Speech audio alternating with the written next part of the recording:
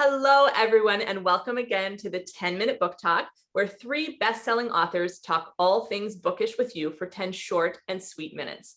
I'm Rachel Linden, and I'm joined today by Marie Bostwick. And usually Katherine Reay is with us, but she's working on a big project, and so we are joined by our delightful guest host, Julie Cantrell. And today we have the distinct pleasure of talking with author Toni Shiloh about her new book, In Search of a Prince. And we don't do a lot of inspirational fiction on our talk show. It sounds so official, on our little show. But I have been seeing, Toni and I are friends on social media, and I have been seeing this incredibly gorgeous cover going around. And I read a synopsis and I thought, okay, that sounds really fun. And so it's not generally a genre that I read a lot of, but I thought it sounded too good to pass up. And so I dived into the manuscript, thoroughly enjoyed it. And can you hold up a copy of it for us so everyone can see the absolutely incredibly beautiful cover? That's pretty. I want that dress. Okay.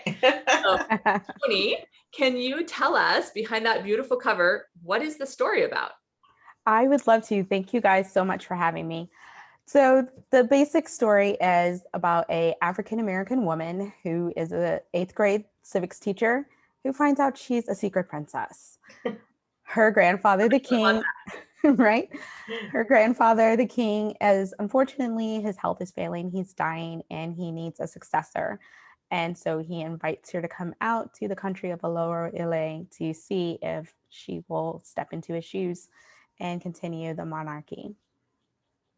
What a fun premise. Okay, I think like every teacher at some point, and I've worked in the schools for years before I transitioned, and I can tell you there were probably days I was dreaming I would find out I was a princess and I could run away to an island and inherit a country and marry a prince. So that's a fun premise.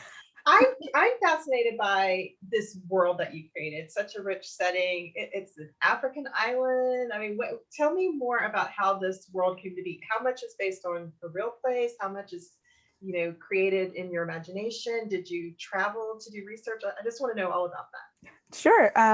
So I had the pleasure of writing this during 2020. There was no traveling. Right. So I relied heavily on research for the West African countries because I set it in the Gulf of Guinea. Okay. So I looked at, Sao Tome and Principe and the Bioko Island for actual island geography and whatnot.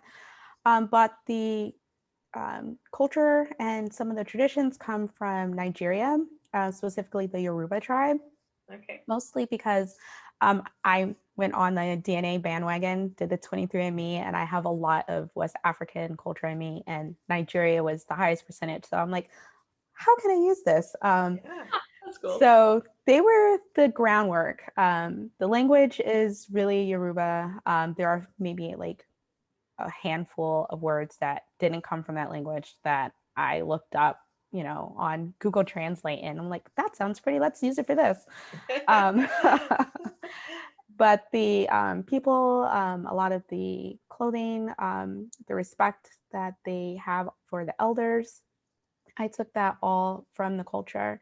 And then I went and looked at how the colonization affected West Africa, and in my mind, I kind of had an idea what I wanted the monarchy to be like. So it was like, which culture, which background will help, make it authentic to what I'm thinking already. And I just kind of picked and choose that way. That's fascinating. It sounds like you learned a lot from doing that. I did, yes. And readers will too. That's fascinating. Yeah. Well, I think you all want to learn something. I've been keeping it, but I actually am a secret princess. I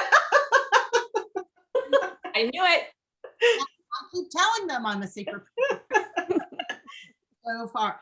I love the premise of this. I do love a good romance because there are times when you want to start a book and you know that everything is going to turn out well for the heroine. So I'm really excited about this. But I also love the idea of, of learning something, of finding out something new. So it sounds like this is a rich, rich book in so many ways. But I'm curious, so, as you were starting this book, I mean, there always has to be something more for us as writers, something that really draws us to that particular book that we're going to spend months or if not years with. What feel that this particular story was an important one for you to write, Toni? Oh, that's such a great question. So like every little girl, I wanted to be a princess at one point or the other. Have the gowns, wear the crown. I actually have a tiara thanks to my husband. He bought it for me one anniversary just because, Big Bang Theory. If you've seen it, you'll know why. But I can't recall ever seeing a Black princess growing up. Maybe in the movies, I think the closest we got was like Coming to America. It just wasn't something that was explored. And when Prince Harry and Meghan Markle got married, there was talks of, oh, finally a Black princess, an American princess. And I was like, but really, like, what if someone was actually a princess and there was a monarchy for them? And so this is sort of like a story for my inner child to celebrate the opportunity to be a princess, but also there is a theme with the inspirational faith aspect of, we are children of God, so we are royalty. That's beautiful. I love that. Beautiful. And I think that theme came out really beautifully. And also so I'm a big advocate and champion of women. And I loved the women empowerment twist here because she's not waiting to be picked by a prince. She is in charge. But then there's this twist in the story where she has to find a prince pretty quickly, which totally, I thought the story twist was like, oh, surprise, you're a princess. And I was like, oh no, there's a further twist in which you have to find someone. And I love that there was this championing. I saw this championing of women theme through the story. So I'm curious, was that an intentional theme that you put in? And what other themes were important to you or came out as you were writing it? Great question. So I knew right away that I was going to have identity theme. It's pretty obvious. You find out you're a princess and who you thought you were versus who you actually are. Like, what does that mean? Like, how she grew up, was that a lie? Being a princess, does that mean that it negates all the rest? Like, so I knew identity was going to be a big one. But when I did some research, one of my sensitivity readers was saying that a lot of the cultures in Africa were heavily male-centric, and that sometimes they were also misogynistic. And so that too, I was like, in America, we think we have it pretty good. We know that women's rights aren't where we want it to be, but compared to some other countries, we know we're, leaps and bounds ahead.